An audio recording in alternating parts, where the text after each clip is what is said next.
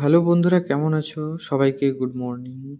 আর অনেক দিন ভিডিও ছাড়া হয়নি, কোনো ধরনের কন্টেন্ট পাইনি, সময় পাইনি, তাই ভিডিও ছাড়তে পারিনি।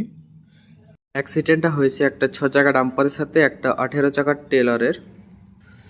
আর এই যে এটা আমাদের গ্যারেজ, এই যে সাইনবোর্ড, সেইখানে অ্যাক্সিডেন্টটা হয়েছে। গাড়িগুলো দাঁড়িয়ে আছে NH-49-এর উপরে।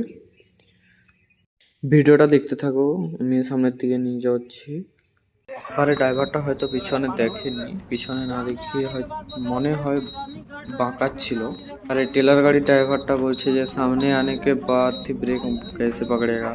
ও যখনই সামনে এসছে সে তখনই সে বাঁকিয়ে দিয়েছে, কিন্তু লোড গাড়িতে সামনে আসলে দূর থেকে ব্রেক মারতে হয়। লোড গাড়িতে টেলারের অবস্থা, টেলারের 200 মিটার, 200 থেকে 250 মিটার দূর থেকে ব্রেক মারলে তবে ঠিক করে সে তার নিজের একটা যে কেন্দ্রস্থল যে জায়গায় সেইখানে সে দাঁড়াবে। টেলার ড্রাইভারটা বলছে যে সামনে এসেছিলাম, ব্রেক মারার চেষ্টাও করেছিলাম কিন্তু ব্রেক ঠিকঠাকভাবে ধরেনি, কারণ টেলারে ব্রেক মারতে হলে 200-250 মিটার দূর থেকে ব্রেক মারলে সে তার যে জায়গাটায় দাঁড়াবার কথা সে তার ঠিক সেই জায়গাটাই দাঁড়ায়।